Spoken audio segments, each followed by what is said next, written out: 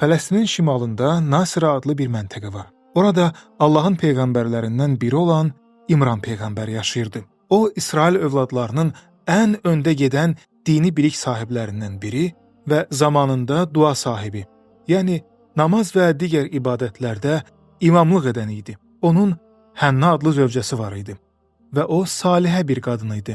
Ona övlad verilməmişdir və bundan ümidini tamam üzmüşdü. Sonra Allah Teala ona və ərinə bir övlad əta etdi.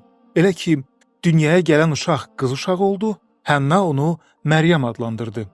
Xristianlarda o, Məryəmül Əzra adlanır.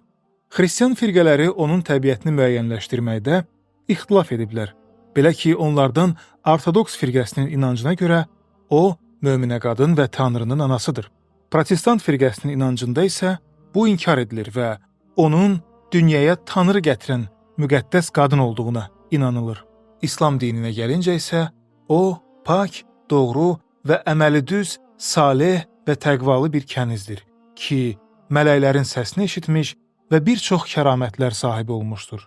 Xanım Məryəm iffətini qorumuş bakirə bir xanımdır ki, Allah da öz tərəfindən ona adı Məryəm oğlu İsa Məsih olan bir kəlmə hədiyyə etmişdir. Quranda onun haqqında söhbət açmış, adını əbədiləşdirmiş və kəramətli Quran surələrinin birini bütünlüklə onun adıyla adlandırmışdır.